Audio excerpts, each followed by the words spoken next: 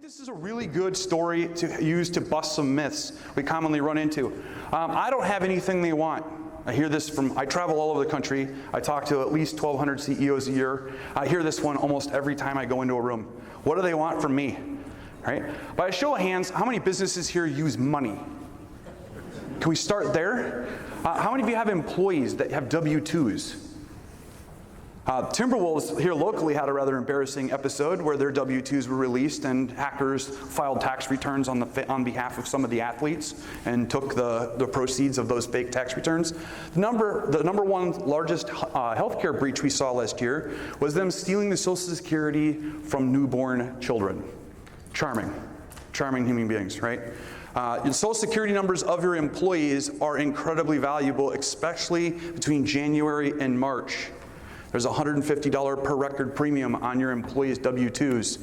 Number two, I'm too small to be a target. Most people improperly conceptualize the threat as being, I know your company and I'm going to come after you personally. That's not how this works. How this works is they come after the gear you bought.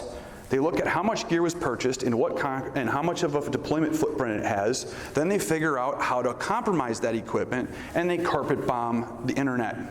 If you happen to be one of the 200,000 people who bought that particular model of Cisco router, it's nothing personal, man. I'm just going to break into your network because I can.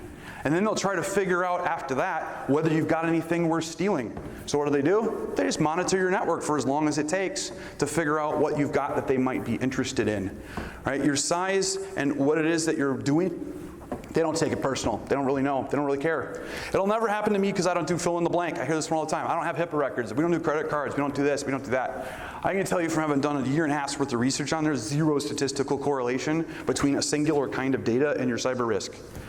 The number one risk most of you have is called business email compromise, where somebody compromises a mailbox. Let's do just a quick sanity check here in the room. How many of you have seen some version of the CEO sends an email asking for some amount of money that seems reasonable for some purpose that seems legitimate at a timing when they're not in the office and it's difficult to confirm? Anybody bumped into this one?